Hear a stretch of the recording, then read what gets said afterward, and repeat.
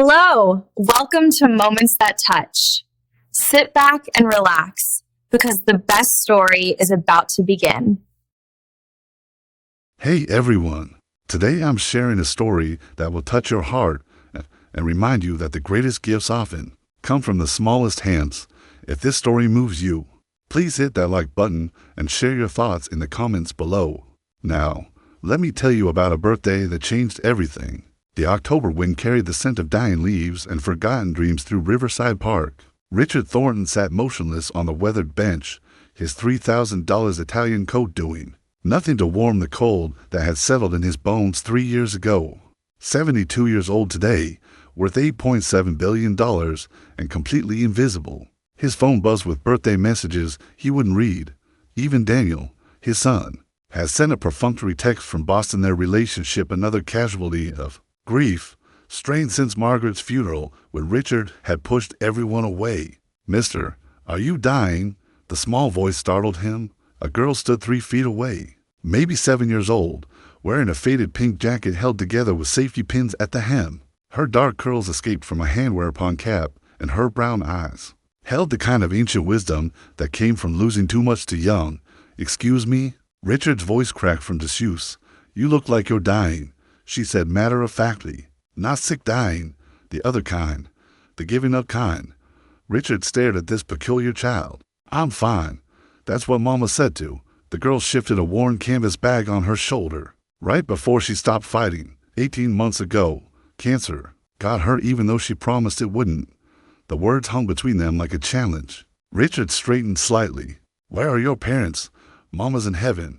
Daddy's been gone since I was a baby. It's just me and Aunt Linda now." She stepped closer, studying him with unnerving intensity. "But you didn't answer my question. Are you dying?" "No," Richard said. Though he wasn't entirely sure it was true, the girl nodded, seeming to reach a decision. "Good, because today's special." She reached into her bag and pulled out a small aluminum-covered container. The smell hit him immediately: chocolate, rich and dark, with a hint of cinnamon that transported him to his grandmother's kitchen 65 years ago. "What's special about today?" he asked, though he already knew. "October 15th is when the veil is thinnest," she said solemnly. "Between the living and the dead. Mama told me that. She said if you do something kind for a stranger on October 15th, the universe pays attention." She peeled back the foil to reveal a lopsided chocolate cake, frosted with obvious care despite uneven edges. In shaky lettering, someone had written "Happy Birthday" with blue icing. Richard's chest tightened. "How did you? I didn't know it was your birthday." The girl interrupted. "I just knew someone needed cake today. The universe told me. And Mama always said chocolate fixes everything." That's exactly how she said it, every time. She produced the plastic forks from her bag. "I'm Emma Chen. What's your name?" "Richard," he managed. "Richard Thornton." Emma's eyes widened slightly, like the rich man. "We learned about you in school. You built half of Manhattan." "Not quite half," Richard said weakly. But Emma had already moved on, carefully cutting the cake with her plastic fork. "I hope you like chocolate.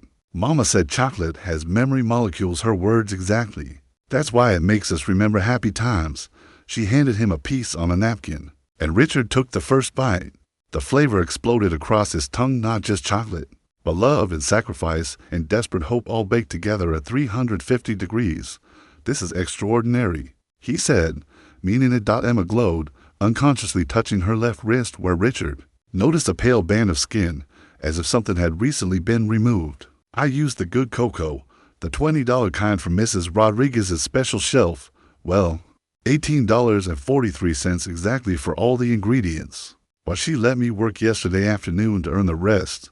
That's a lot of money." "For a cake," Richard observed carefully. Emma looked down at her piece. "Some things are worth more than money." She took a small bite. "Mama used to make this exact cake for special occasions. Birthdays, mostly, but also when someone needed their spirits lifted. She called it heart medicine." They ate in silence for a moment. Richard noticed Emma savored each bite as if it might be her last, a habit he recognized from his own lean childhood before the money came. "Mr. Richard," Emma's voice was smaller now, "can I tell you something weird?" He nodded. "Sometimes I feel Mama so close I could touch her, like right now. It's like she's sitting right here, telling me I did good." Tears slipped down her cheeks. Is that crazy? No, Richard said, his own eyes burning. That's love. Emma wiped her face with her sleeve, leaving a streak of chocolate. And Linda says I need to stop living in the past. But the past is where Mama lives. How can I stop visiting her there? The question gutted him. How many times had Daniel told him the same thing? About Margaret? Move on, Dad. She wouldn't want you to live like this. Their last real conversation had been 2 years ago, both to hurt to bridge the gap, maybe. Richard said slowly, we don't have to stop visiting the past. Maybe we just need to invite it into the present. Emma considered this with the gravity of a tiny philosopher, like making Mama's cake for new people, exactly like that. She smiled then, a gap-toothed grin that transformed her face. I knew you'd understand. Old people understand important things. Richard surprised himself by laughing. Is that so? MMHMM. Young people are always rushing to tomorrow. Old people know that today is all we really have. She paused. That's why I picked me for the cake. I made it yesterday afternoon, worked at Mrs. Rodriguez's bodega sweeping and stocking to earn the last of the money. Then I made it last night while Aunt Linda was at her second shift. This morning I walked around looking for the right person. Then I saw you on this bench, and Mama whispered him. Richard felt the world tilt slightly. Your mother whispered. Emma nodded solemnly. She does that sometimes, not with words, with feelings, like when you know it's going to rain before the clouds come. They finished the cake as the sun slanted lower through the trees. Emma carefully folded the foil into a perfect square and tucked it in her bag. Waste not, want not, she said it, a voice that was clearly an echo. Then, more quietly, Mr. Richard, what happened to your person, my person, the one who made you stop trying? Everyone who gives up has a person they lost. Richard's throat closed. My wife, Margaret, cancer. 3 years ago last month. Emma reached over and took his hand. Her fingers were small and sticky with chocolate, but her grip was firm. My mama had cancer too. The bad kind that doesn't let go. I'm sorry, me too. She squeezed his hand. But you know what? Mama said something before she died that I think about every day. She said love multiplies, Emma. It doesn't divide. Remember that. Those were her exact words. She made me repeat. Then back. Richard couldn't speak. This child, this slip of a girl in a threadbare coat, was offering him wisdom that 3 years of therapy hadn't provided. I should go, Emma said eventually, and Linda gets home at 4 from her day shift, and I need to start homework. She worries if I'm not there. Will you? Richard paused, surprised by his own need. Will you be here again? Emma tilted her head. Do you want me to be? Yes. Then same bench, same time next Tuesday, October 22nd. She stood, shouldering her bag. Mr. Richard, will you be okay until then? Yes, he said, and for the first time in years. Minute Dashi gave him one last gap-toothed smile. Good, because I have a feeling you're going to be important. Important how? But Emma was already skipping away, her pink jacket a bright spot against the gathering dusk. Richard watched until she disappeared around a bend, then looked down at his chocolate-stained hands. For 3 years, he'd been sleepwalking through life, counting down to his own end. But a 7-year-old girl with her mother's cake recipe and carefully earned money had just woken him up. He pulled out his phone and scrolled past the birthday messages to Harrison's number. Sir, his assistant sounded shocked. Is everything all right? Harrison, I need you to find out everything you can about a young girl named Emma Chen. Discreetly. She has an aunt named Linda, lives somewhere near Riverside Park. He paused, and Harrison, find out if any pawn shops in the area have recently purchased a child's bracelet. She had a tan line on her wrist. A bracelet, sir. Richard touched his own wrist, imagining the pale band on Emma's skin. Something tells me it was silver, something precious, something that broke a little girl's heart to sell. As he ended the call, a wind gust scattered leaves across the bench. But for the first time in 3 years, Richard didn't feel cold. Somewhere in this vast city, a child who'd lost everything had chosen to spend her last $20 on ingredients. For a stranger's birthday cake, the universe was paying attention, just as Emma had said, and Richard Thornton was finally ready to pay attention to. The fluorescent lights of Carmen's pawn shop flickered like dying stars, casting sickly shadows over treasures turned desperate. Richard stood at the counter, watching the owner's meaty hands sort through a tray of jewelry that represented 100 small tragedies. Silver bracelet, Richard repeated. Sold by a young girl yesterday morning. 7 years old, dark curly hair. Probably came in alone. Carmen's eyes narrowed above his thick mustache. I don't discuss my customers. Privacy policy. Richard placed a $1,000 bill on the counter. I'm not asking for gossip. The girl is important to me. Sure she is. Carmen's voice dripped skepticism. Rich old man looking for a little girl's jewelry. I wasn't born yesterday. Pal, the implication hit Richard like ice water. It's not I would never. He stopped, realizing how it looked. Her name is Emma Chen. I want to buy back her mother's bracelet because she sold it to buy ingredients. For my birthday cake. Carmen studied him for a long moment. You're the birthday guy? She told you? Kid came in here yesterday morning like she was on a mission from God. Said she needed exactly $18.43 for the good cocoa, vanilla extract, and eggs. Had it all written down on a little paper. His expression softened. Broke my heart. That bracelet was worth at least $200, but she only wanted what she needed. You still have it. Carmen disappeared into a back room, returning with a small velvet box. I put it in my 30-day hold section. That's policy for items from kids, gives families a chance to come back. Wasn't gonna put it out for sale until November 15th. He opened the box, revealing a delicate silver chain with 3 interconnected hearts. The metal was worn smooth in places, polished by years of constant wear. In the harsh pawn shop light, Richard could see tiny engraving. On each heart, Amy on the first, Emma on the second, and on the third, almost too small to read. Forever. 2000, Richard said immediately, it's not about the money anymore. Carmen closed the box protectively. That kid looked like someone was ripping out her soul when she handed this over. You know what she said?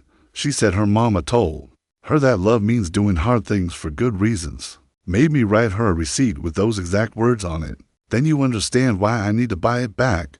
Carmen scratched his jaw. Here's the thing, little Emma made me promise something. Said if anyone came looking for the bracelet, I had to ask them a question first. What question? What's the secret ingredient in heart medicine cake? Richard's eyes burned. Of course Emma would leave a test. Memory molecules, he said quietly. She said chocolate contains memory molecules. Carmen's weathered face cracked into a smile. Well, I'll be damned. You really are the birthday guy. He pushed the box across the counter. 2000 it is. But I'm keeping 500 in an envelope for Emma. Tell her it's from her hold period bonus or something. She won't take it. She only takes what she needs. Then I'll tell her it's for the next person who needs heart medicine. She can't argue with helping others. Richard pocketed the bracelet carefully. You're a good man. Carmen. Nah, just been around long enough to recognize the real thing when I see it. That little girl, she's got something special. Like her mama raised her to see the world different. He paused. Kid's been coming here sometimes since her mama died. Not to sell, just to visit. Tells me about school, about her aunt working doubles at Presbyterian. Linda's a nurse. Yeah. Pediatric ward. Good woman, exhausted. They're behind on rent, utilities. But Linda won't sell anything of Amy's. Says it's all Emma has left of her. Mama. Carmen leaned forward. That's why the bracelet hit so hard. Emma did what Linda wouldn't, sacrifice memory for survival. Richard felt the bracelet in his pocket like a burning coal. Thank you for the information. You planning to help them? Yes. Good. But be careful how you do it.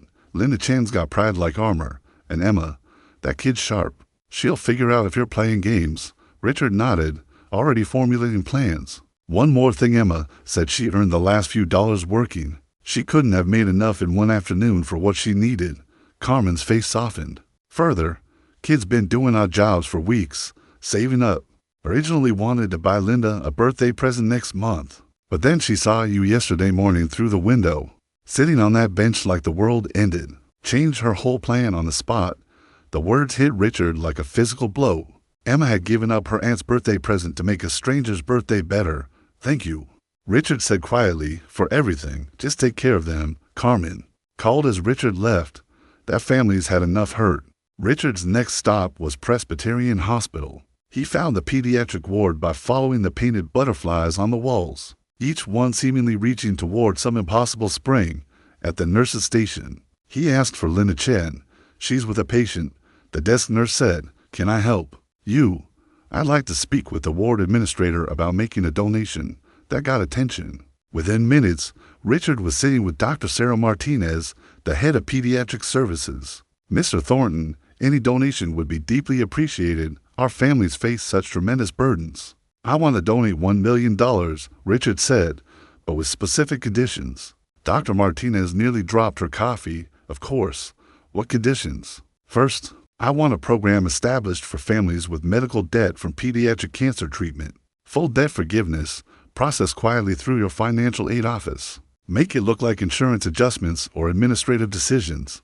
That's incredibly generous.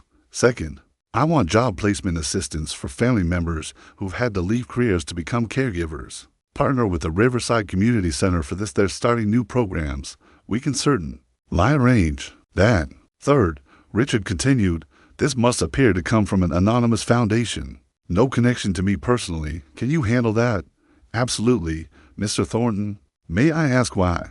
Because a little girl taught me that love multiplies when shared properly. Richard said simply, and because families facing loss shouldn't also face financial ruin. He left the hospital an hour later, plans in motion, but he didn't go home. Instead, he returned to Riverside Park, to the bench where everything had changed.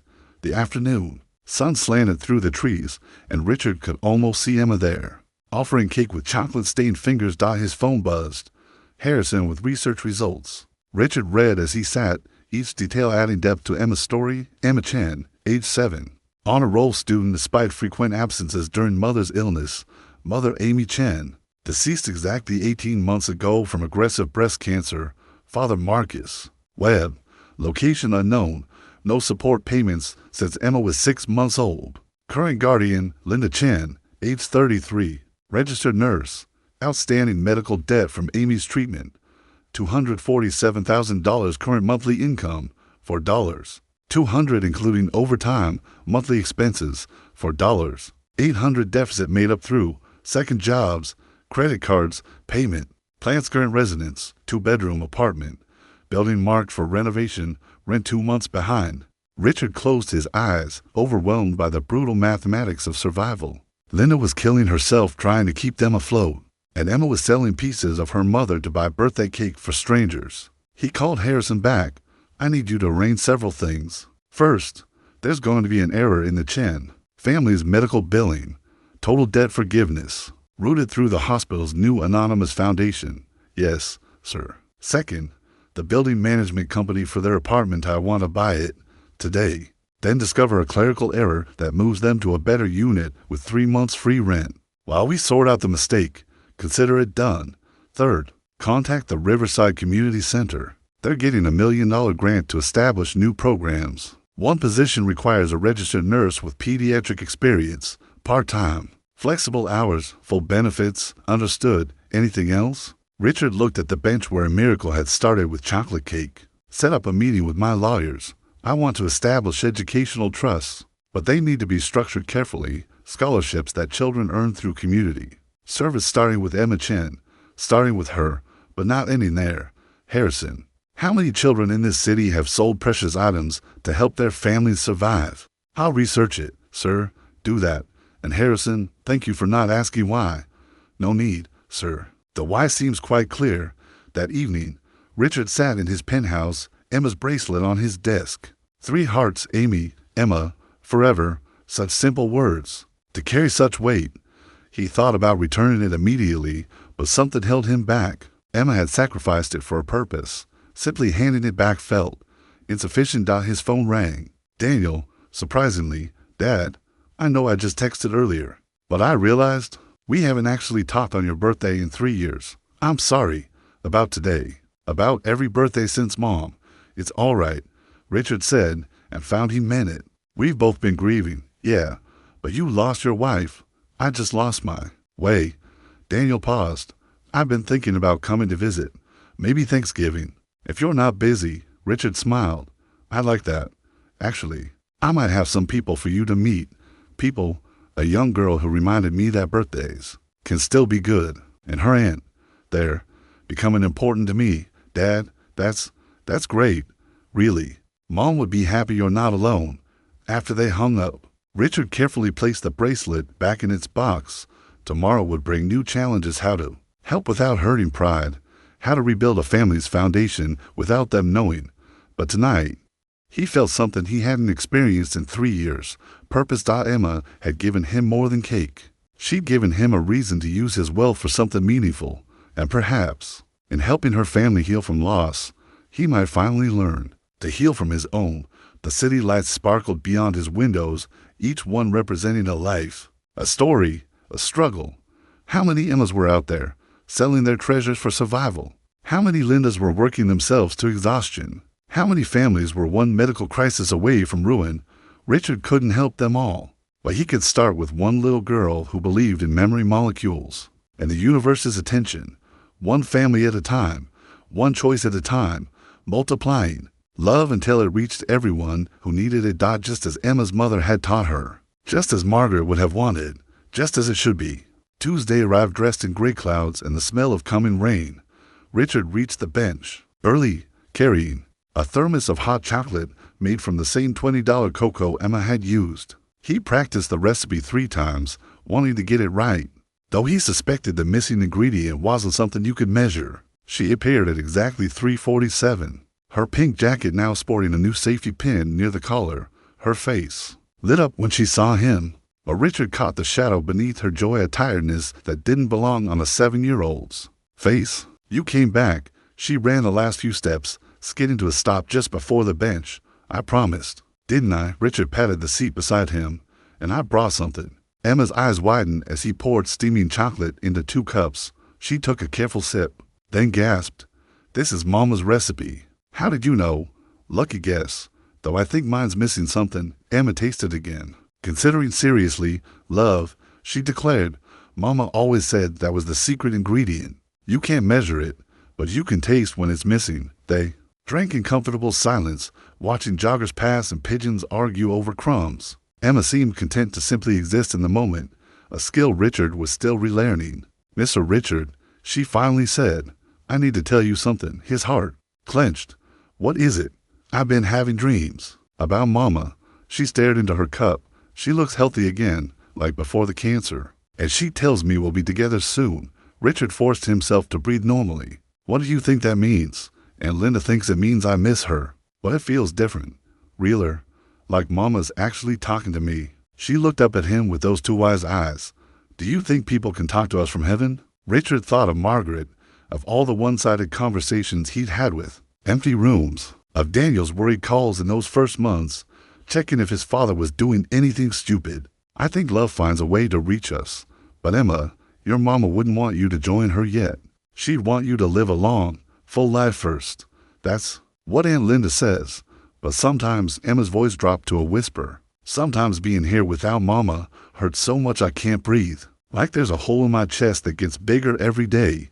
Richard knew that hole intimately. The nights he'd stood on his balcony, 20 stories up, wondering if Margaret was waiting, Daniel finding him there once, the terror in his son's eyes. "Can I tell you something I've learned?" Emma nodded. "The hole never goes away, but we can choose what grows around it. We can let it swallow everything, or we can plant good things at its edges, new friendships, kind acts, memories shared instead of hoarded, like making cake for sad strangers." "Exactly like that." He paused. "Emma, what would your Mama want you to do with your life?" Emma bit her lip, thinking. "She wanted me to go to college, to help people. She said I had healing hands just like hers." Those were her exact words. "She'd hold my hands and say, 'These are healing hands, Emma. Use them well.'" She looked at her small fingers. "But I don't know how to heal anyone. I couldn't even heal her." "Oh, sweetheart." Richard's voice caught. "You heal people every day. You heal me with a chocolate cake and a gap-toothed smile. That's different, is it? Healing isn't always about medicine. Sometimes it's about reminding people they're not alone." Emma considered this. "Is that why you came back? Because you're alone too?" "Partly, but mostly because you're remarkable. And I think your Mama would want someone looking out for you, like a guardian angel. More like a guardian grandfather." Emma's face transformed. "I never had a grandfather. Mama's dad died before I was born, and Daddy's family." She trailed off. "Well, you have one now, if you want one." Emma launched herself at him, small arms wrapping tight around his waist. "Yes, yes, yes, yes." Richard held her carefully. This precious child who lost so much over her head. He spotted Movement in the trees, a familiar figure in scrubs watching from a distance. Linda, keeping protective watch on her lunch break.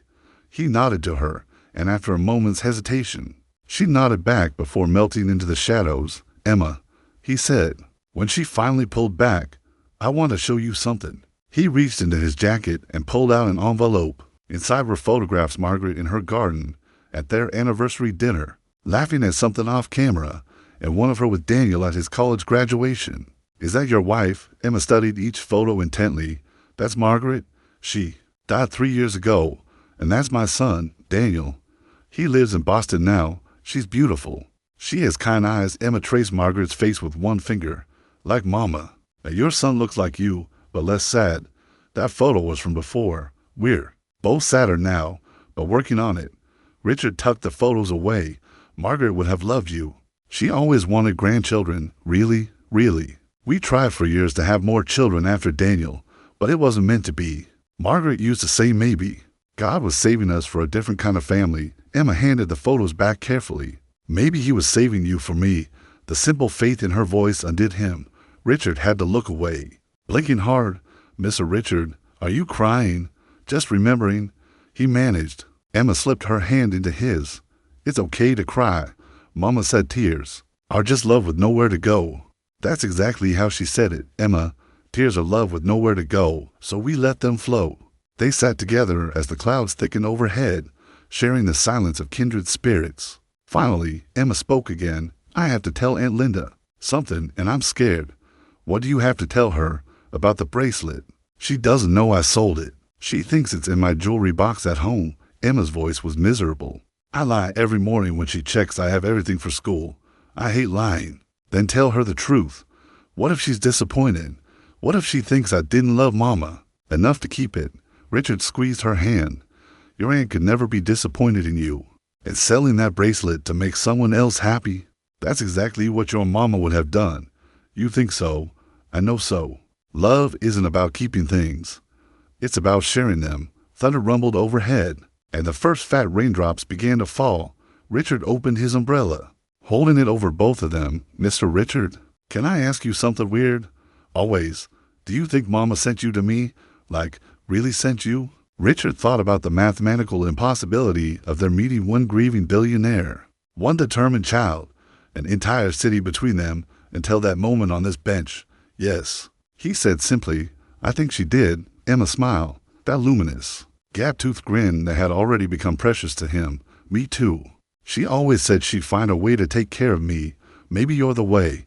As the rain intensified, Richard made a decision. Emma, there's a new program starting at the community center, teaching kids who've lost parents. They need volunteers, and it comes with benefits for the families involved. Good benefits? Really? Really? Maybe you could mention it to your aunt. Casually, like you heard about it at school. Like a secret mission, exactly like a secret mission. Emma giggled, then grew serious again. Mr. Richard, the dreams about Mama, they're not bad dreams. She looks happy. She says she's proud of me. Of course she is. But I promise I'll try to stay here longer. For Aunt Linda, for you, for all the people who might need heart medicine cake. She paused. Is that okay? To stay for other people when you're tired?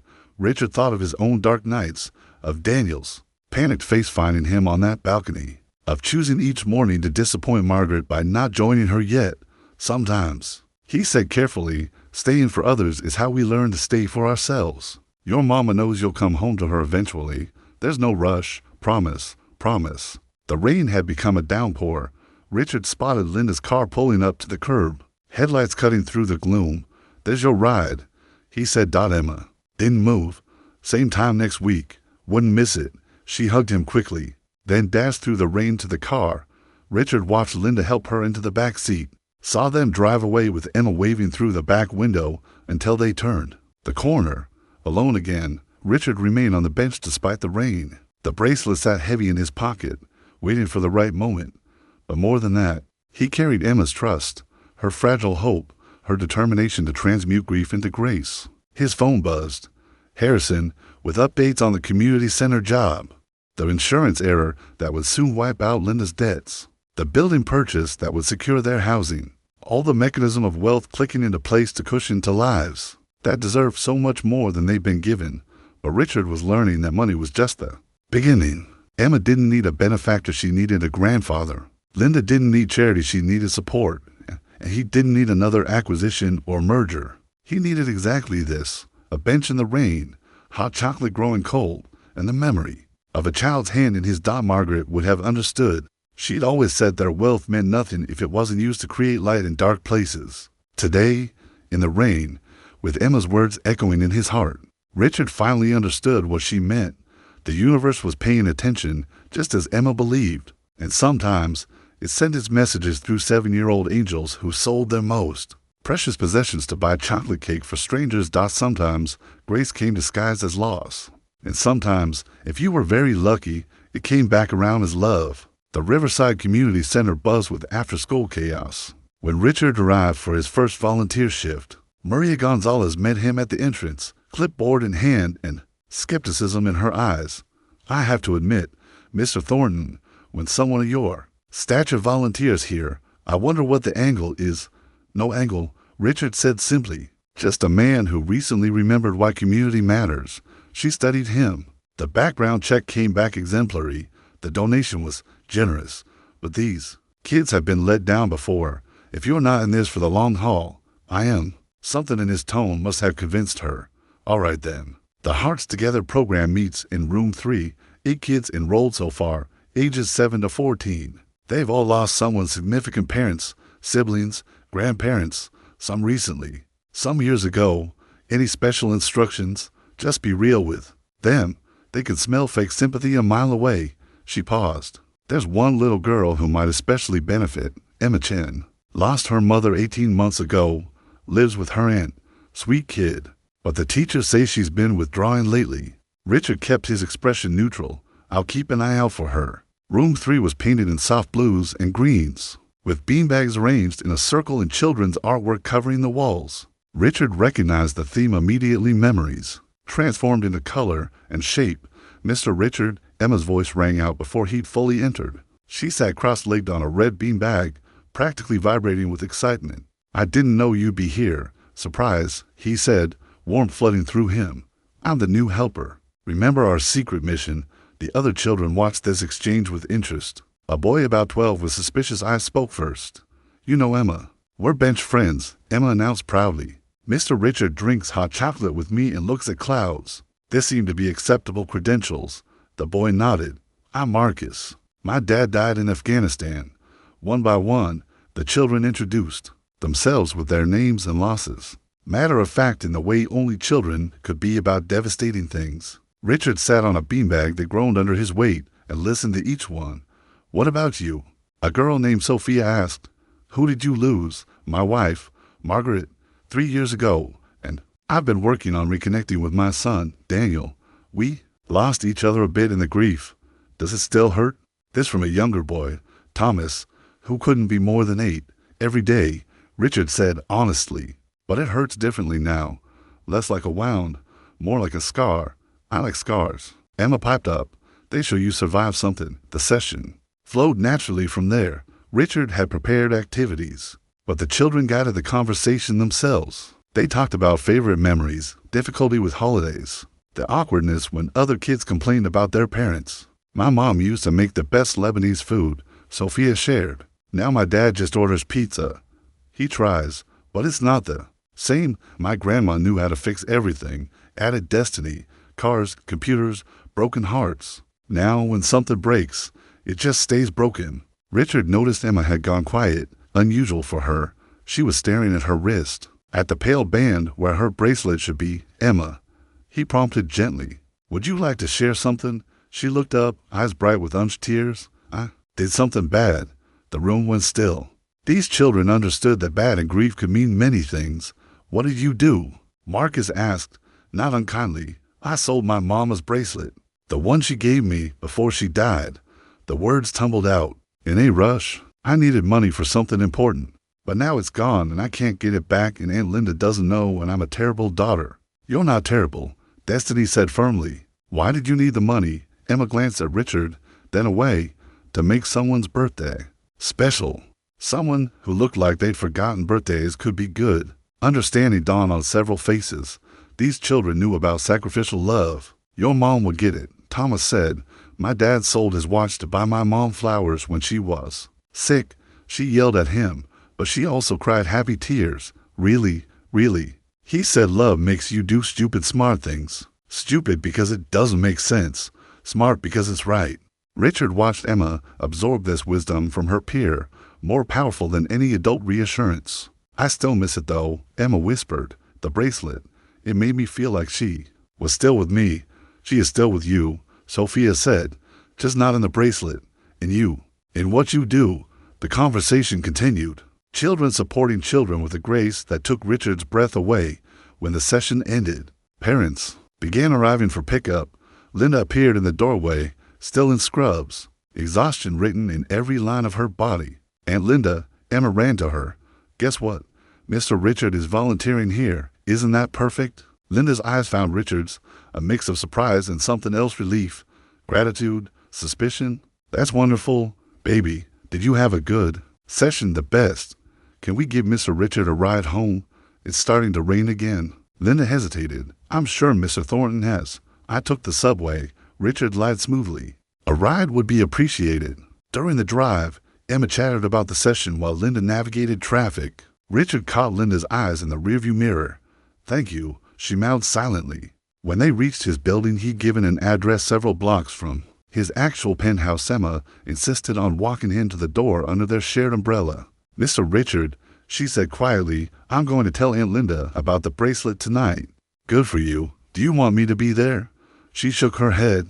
This is family stuff, but thank you for helping me be brave. You're the bravest person I know, Emma Chen. She hugged him quickly, then ran back to the car. Richard watched them drive away, then walked the remaining blocks to his real home. Rain soaking through his coat. Inside his penthouse, he sat at his desk and pulled out the bracelet. 3 hearts, Amy, Emma, forever, tomorrow. Linda would know the truth. The day after, she'd likely call him, and he'd have to decide whether to reveal he had it. But tonight, he had a different task. He opened his laptop and began writing the Emma Chen Memorial Scholarship for Young Healers, established in memory of Amy Chen, dedicated nurse and devoted mother.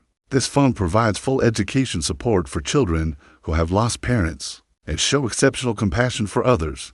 He wrote until midnight, crafting something that would feel discovered rather than given, earned rather than charitable. Because Emma had taught him that dignity mattered as much as generosity. His phone buzzed, a text from an unknown number. She told me about the bracelet. I didn't handle it well. I yelled. She's crying. I'm crying. I don't know how to do this without Amy. Linda. Richard typed back.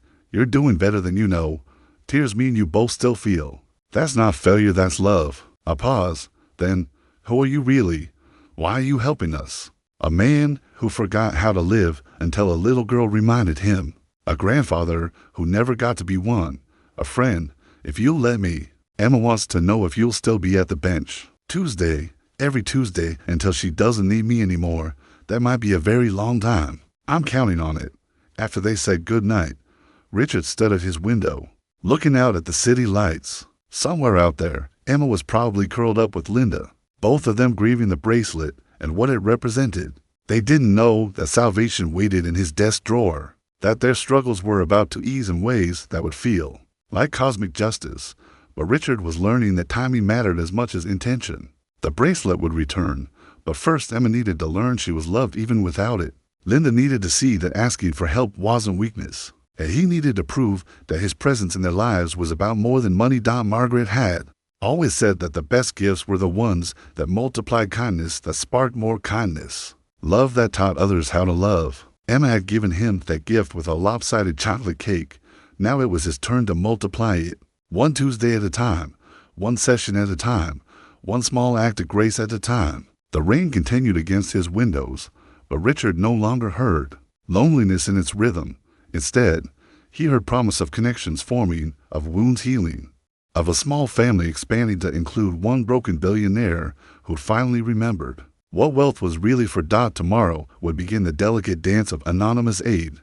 Next week, Daniel would call again, and Richard would tell him about the little girl who was teaching him to live again. And someday, when the time was perfectly right, 3 silver hearts would find their way home. But tonight, He simply stood guard over the dreams of a child who'd shown him that love, properly invested, paid the highest dividends of all. 3 weeks passed in a rhythm of Tuesdays and Thursdays, park benches, and community center circles. Richard watched Emma bloom under consistent attention while Linda slowly, cautiously, began to trust his presence in their lives. The breakthrough came on an unseasonably warm November afternoon. Richard arrived at the bench to find Emma already there, but she wasn't alone. Linda sat beside her, holding a manila envelope with trembling hands. "Mr. Richard," Emma bounced up, "and Linda got a letter. Tell him." "And Linda?" Linda stood slowly, eyeing Richard with a mixture of confusion and growing suspicion. "The strangest thing happened. The hospital called me, and today I thought I was in trouble. But instead," she pulled papers from the envelope. "They said there was an administrative review of medical debt from cancer patients, some kind of charitable foundation intervention. Amy's debt of $147,000 has been forgiven." Richard kept his expression carefully neutral. "That's wonderful news, is it?" Linda stepped closer. "Because first this happens. Then our apartment suddenly gets upgraded due to a clerical error. Then Emma gets selected for a summer program scholarship she didn't even apply for. And now I'm being offered a position at the community center that pays the same as my hospital job, but with better hours and benefits. Sometimes good things, do not tell me good things just happen," Linda interrupted. "Not to people like us, not all at once. So I'll ask you again, Mr. Thornton, who are you really?" Emma looked between them, confusion replacing joy. "And Linda, why are you mad?" "I'm not mad, baby. I'm just—" Linda's voice broke. "I'm scared. Because if this is real, if someone is really helping us, then what happens when they get bored? What happens when you get attached and they leave?" Richard understood then. This wasn't about pride or suspicion. This was about protecting Emma from another loss. He thought of Daniel's fear after finding him on that balcony, the terror of losing the only parent he had left. "Sit down," he said gently. "Both of you, let me tell you a story." They sat, Emma in the middle. As Richard chose his words, 3 years ago, my wife Margaret died. We were married 43 years. Built a life, built a fortune, built everything except the family we desperately wanted. When she died, I thought my story was over too. My son Daniel, he tried to help, but I pushed him away, nearly pushed him too far away. Emma slipped her hand into his. He squeezed it gently. I came to this bench to disappear, to sit here and tell.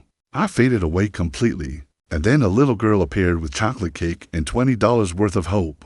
$20? Linda looked at Emma sharply. $18.43 for the ingredients, Emma said in a small voice. I saved for weeks. She told me the universe puts us where we need to be. Richard continued, and she was right. I needed her kindness, and maybe just maybe she needed what I could offer. Not money, though I have plenty of that, but presence, stability, a grandfather's love. Linda was crying now, silent tears sliding down exhausted cheeks. I've been careful, Richard said. Anonymous donations, bureaucratic errors, scholarships that seemed to come from nowhere, because I wanted you to feel found by fortune, not targeted by charity. But you're too smart for that, aren't you? Why us? Linda whispered. Of all the struggling families in New York, why us? Because Emma chose me. She saw an old man dying of loneliness and decided he needed birthday cake. How could I not choose her back? Emma, who had been unusually quiet, suddenly spoke. Is this about the bracelet? Both adults turned to her. I'm not stupid, she said, chin lifted. I know $20 is a lot for Coco. I know Mr. Richard figured out what I sold. That's why you're helping, isn't it? Because you feel sorry for me? No, Richard said firmly. I'm helping because you taught me something I'd forgotten. That love isn't diminished by sharing it. That grace comes through giving, not hoarding. Your mother knew that. She passed it to you, and you passed it to me. He reached into his jacket, drawing out the velvet box he'd carried for weeks. I bought this back the day after we met. I've been waiting for the right moment to return it, Emma gasped. Linda's hand flew to her mouth. But here's the thing, Richard continued, opening the box to reveal the 3 silver hearts. This bracelet has been on a journey, from your mother to you, from you to Carmen's shop, from Carmen to me, and in each transaction, it gathered more. Love, your mother's love, your sacrifice, Carmen's protection of it, my hope for your future. He held it out to Emma. It's not the same bracelet anymore. It's better. It's proof that love multiplies when we're brave enough to share it. Emma took the bracelet with shaking hands. The hearts looked shinier. Carmen polished them, said something that Precious deserved to gleam, like Mama's still taking care of it. Emma breathed out. Linda helped fasten it around Emma's wrist, both of them crying openly now. Then Emma launched herself at Richard, arms wrapping tight around his neck. Thank you, thank you, thank you, she sobbed. I thought it was gone forever. I thought I'd lost the last piece of her. You could never lose her, Richard said, holding the child close. She lives in every kind thing you do.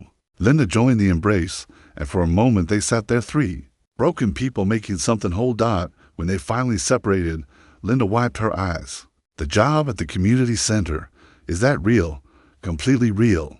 Maria Gonzalez needs someone with medical training to help run expanded programs. The fact that it comes with benefits and reasonable hours is just fortunate timing. And our apartment, a legitimate upgrade.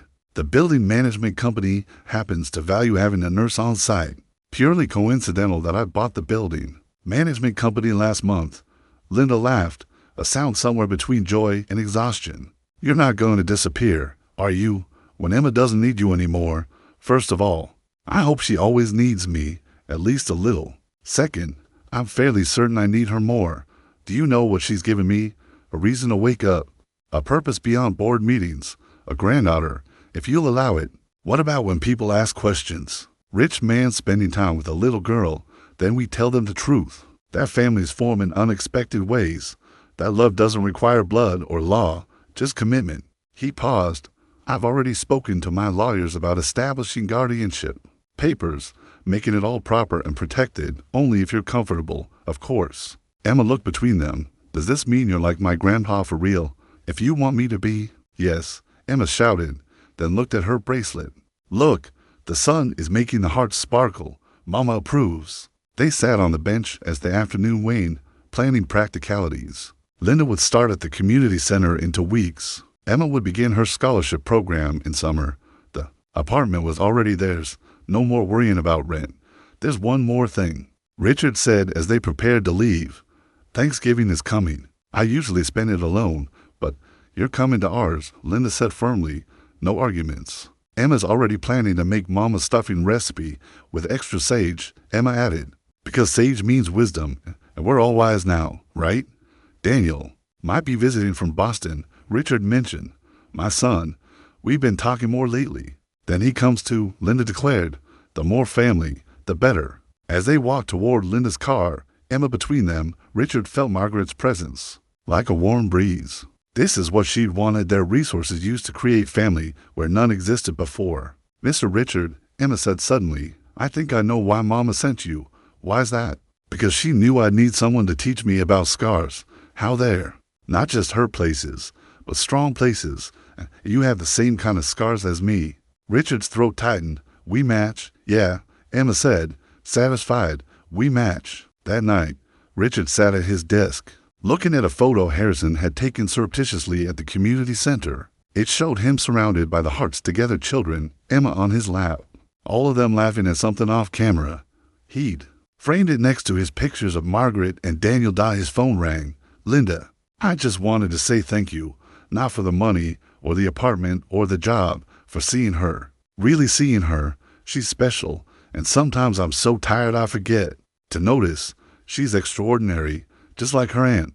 Richard, we're going to be okay now, aren't we? All of us, more than okay, he promised. We're going to be family. After they hung up, Richard walked to his window, looking out at the city lights, somewhere out there. Emma was probably admiring her return bracelet, making up stories about its adventures. Linda was probably planning tomorrow with less weight on her shoulders. And here, in his penthouse that had felt like a mausoleum for 3 years, Richard Thornton was planning Thanksgiving dinner with his new family. Margaret would have loved the irony all those years trying to build a family through traditional means, only to have one delivered by a 7-year-old with a chocolate cake and an unstoppable heart. The universe was paying attention, just as Emma had promised, and sometimes Richard was learning. It paid attention by putting broken people together so they could help each other heal. Sometimes grace looked like returned bracelets. Sometimes it looked like forgiven debts and better jobs and warm apartments, but mostly, It looked like a little girl who refused to let the world's cruelty dim her light, and the broken billionaire she decided to save. The call came at 3 a.m., the Monday before Thanksgiving. Richard jolted awake to find Linda's name on his phone screen, her voice tight with barely controlled panic. "Richard, I'm sorry to call so late. Emma's sick. Really sick. We're at Presbyterian emergency. She collapsed at dinner, and her fever," her voice broke. "It's 104 and climbing." Richard was already pulling on clothes. "I'm on my way. You don't have to, Linda. I'm on my way." The drive to the hospital blurred past in streetlights and fear. Richard's hands gripped the steering wheel as memories of Margaret's final days crashed over him. Not Emma. Not that bright light of a child. The universe couldn't be that cruel. He found Linda in the pediatric emergency waiting room, still in her pajamas, Emma's return bracelet clutched in her fist. They took her back. 20 minutes ago, she said without preamble. She was fine this morning, went to school, did homework. Then at dinner she said her head hurt, and before I could get her Tylenol she just crumpled. Richard pulled her into a hug, feeling her shake. "She's strong, she's a fighter." "That's what I told myself about Amy," Linda whispered, right up. Until the end. A doctor emerged, young, tired, kind. "Miss Chen, your niece is stable. We're running tests now. The fever is concerning, but her vitals are holding steady. You can see her in a few minutes. What do you think it is?" Richard asked. The doctor hesitated. "Could be several things. Viral infection, bacterial meningitis, or something else entirely. We'll know more after the blood work and spinal tap." Linda made a sound like a wounded animal. Richard tightened his arm around her. "Can we both see her?" he asked. The doctor looked between them. "Family only, I'm afraid." "He is family," Linda said fiercely. "He's her grandfather. We have papers." The legal guardianship documents were still being processed, but the lie felt like truth. The doctor simply nodded. "Room 314. She's asking for you both." They found Emma looking impossibly small in the hospital bed, for lines snaking from her thin arm. Her eyes fluttered open when they entered. "I knew you'd come," she whispered to Richard. "Both of you." "Of course we came, baby." Linda smoothed Emma's sweat-damp hair. "How are you feeling? Hot? Tired?" "My head hurts." Emma's eyes found Richard. "But I'm not scared. Mama went through worse, right? I could be brave too." Richard took her free hand. "Careful of the four. You don't have to be brave. It's okay to be scared. Are you scared?" "Terrified," he admitted. Emma managed a weak smile. "Then I'll be brave for both of us." A nurse came in to draw more blood. Emma didn't even flinch, though. Her grip on Richard's hand tightened. When they were alone again, she spoke in a voice almost too quiet to hear. "If something happens, nothing's going to happen," Linda interrupted. "But if it does," Emma persisted, "I want you both to know something. These last weeks, having you both, feeling like a real family, it's been the best. Better than before Mama got sick, even. Because now I have a grandpa too." "Emma, stop." Linda was crying. "You're going to be fine." "I know, but just in case." She looked at Richard. "You'll take care of Aunt Linda, right? She pretends she's tough, but she needs someone to." "I promise." Richard managed through his constricted throat. "But you're going to be here to take care of her yourself." Emma's eyes drifted closed. "I'm really tired. Is it okay if I sleep?" "Sleep, sweetheart." Linda kissed her forehead. "We'll be right here." The next hours passed in a blur of tests and waiting. Richard made calls, ensuring Emma had the best specialists, while Linda paced and prayed. He thought of Daniel, how he should call him, but not until they knew something definitive. At dawn, Dr. Sarah Martinez, the same doctorhood, given Richard his first tour of the ward, arrived with the team. "Mr. Thornton," she said, surprised. "I heard you were here. Is this my granddaughter?" He said, the word feeling like truth. "Please, she needs the best care possible."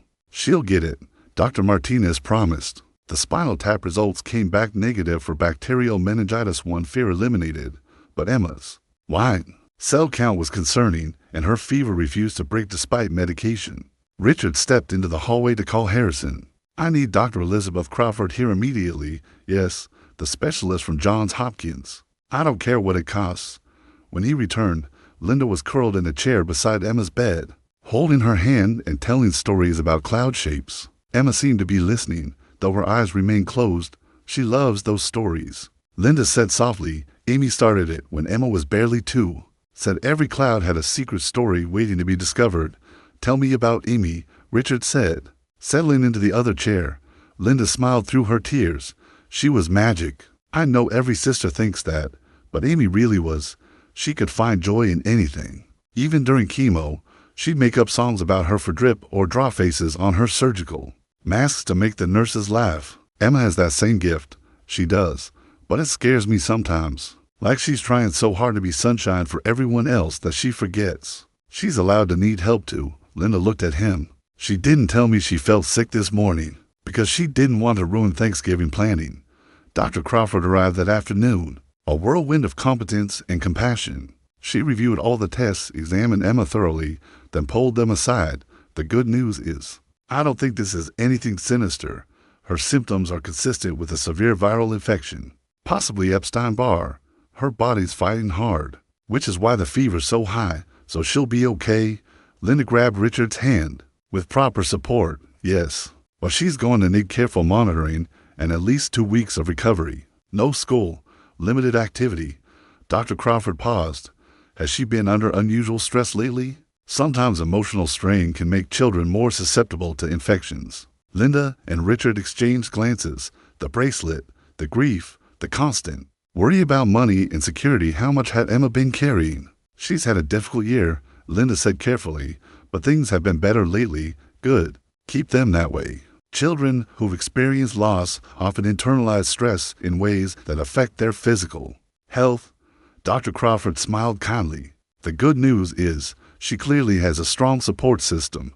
That makes all the difference. By evening, Emma's fever had dropped to degrees. She woke long enough to eat some broth and tell Richard that the ceiling tiles looked like a giraffe wearing a hat. That's my girl, he said, relief making him giddy. Finding stories everywhere. Mr. Richard, Emma's voice was still weak, but clearer. I'm sorry I got sick before Thanksgiving. Don't you dare apologize. Thanksgiving is whenever we're together and grateful. We can have it in this hospital room if we need to. With hospital turkey, Emma wrinkled her nose. I'll smuggle in the good stuff, he promised. Linda laughed for the first time in 18 hours. Of course you will. That night, Richard refused to leave. He and Linda took shifts, one sleeping in the horrible chair while the other kept watch. At 3 a.m., exactly 24 hours after the crisis began, Emma's fever finally broke completely. Look, she said drowsily, pointing at her bracelet. The hearts are glowing. It was just the hallway light catching the silver, but Richard saw what she meant. The bracelet did seem to glow with its own like Tammy's love, Emma's sacrifice. Their found family's bond, all captured in 3 linked hearts. Your mom was watching over you. Linda whispered. All my family is, Emma corrected, looking between them, right here. By Wednesday afternoon, Emma was sitting up, demanding her library books and complaining about the hospital jello. Dr. Crawford declared her out of immediate danger, but wanted to keep her one more night for observation. Does this mean no Thanksgiving? Emma asked. Mournfully. Richard and Linda exchanged glances. Then Richard pulled out his phone. Harrison, yes, I need you to arrange something. Thursday arrived crisp and clear. Emma had been discharged that morning, with strict instructions for rest and a course of antivirals. Richard carried her into their apartment, now officially their apartment. No more pretense where a surprise waited. The small dining room had been transformed. A perfectly set table, flowers everywhere, and the smell of roasting turkey filling the air. Harrison had outdone himself, arranging for a full Thanksgiving meal from the city's best restaurant. Surprise, Richard said as Emma gasped in delight. But Linda was already shaking her head. This is too much. This is exactly enough, Richard corrected. Our first family Thanksgiving deserves to be special. A knock at the door interrupted them. Richard opened it to find Daniel standing there, holding a pumpkin pie and looking nervous. Dad, he said, I hope it's okay I came early. I wanted to. I needed to. He stopped, seeing Emma. You must be Emma.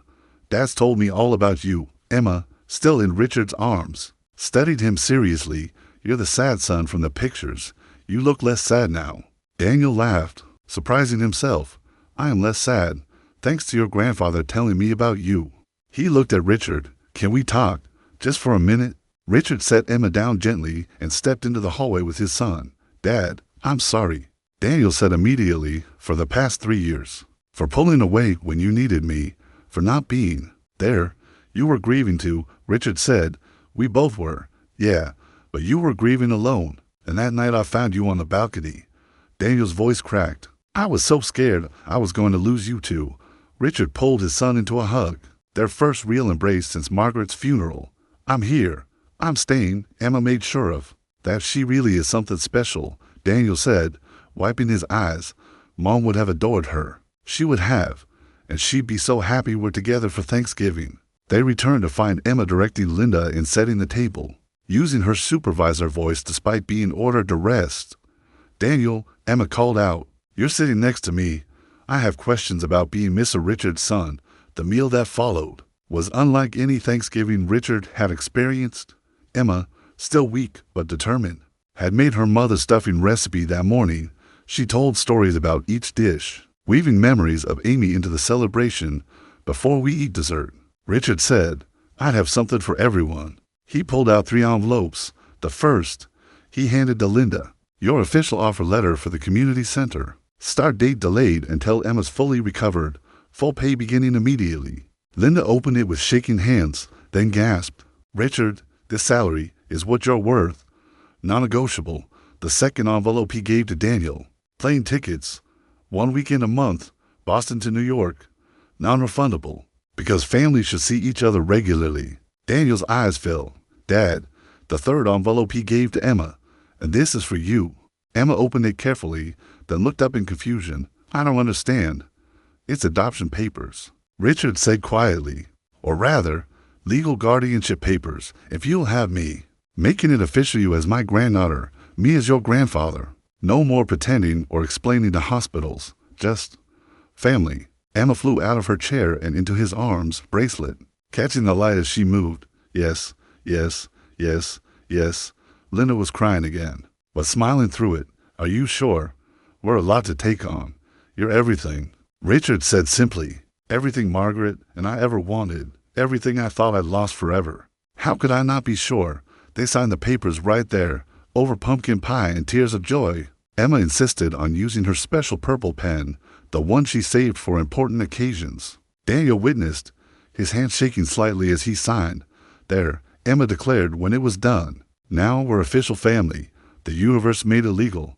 That night, after Emma had fallen asleep on the couch watching movies, the adults cleaned, up together in comfortable rhythm. She could have died, Linda said suddenly, just like Amy. I could have lost her too. But you didn't, Richard said gently. She's here. She's going to be fine. And she's never going to face anything alone again. None of us are, Daniel added, drying dishes beside them. That's what family means. Linda nodded, then surprised them both by saying Amy would have loved this, all of us together, taking care of each other. It's what she always wanted for Emma. It's what Margaret wanted to, Richard said. Family, however it formed. They stood in the kitchen of the modest apartment, a billionaire and a nurse and a son finding his way back, united by a sleeping child who brought them all together. Emma stirred on the couch, mumbling something about clouds shaped like hearts. Her bracelet caught the light as she moved. 3 silver hearts linked forever, just like the family they become. Should we wake her for bed? Linda asked. Let her sleep. Richard said. She's home. We're all home. And they were. Not in the penthouse or the hospital or even the apartment, but in each other. In the choice to stay, to fight, to love despite loss. In the magic of October 15th that had brought them together. And the grace that would keep them that way. The universe had been paying attention all along. And sometimes, Richard thought as he watched his granddaughter sleep, sometimes it paid attention by saving people in exactly the order they needed to be saved. Sometimes the biggest miracles came in the smallest packages. Sometimes they came with gap-toothed smiles and chocolate cake and hearts brave enough to love again. Sometimes they came as Emma. Tomorrow would bring new challenges. Recovery would take time. But tonight, their first Thanksgiving as a family, everything was exactly as it should be. Daniel squeezed his shoulder. Thanks, Dad, for not giving up, for letting Emma save you so you could save all of us. Love multiplies. Richard said, quoting Emma's mother, it doesn't divide. No, Linda agreed, checking on Emma one more time. It doesn't. And in that small apartment, filled with the remnants of feast and family, love multiplied exponentially past grief, through grace, into forever.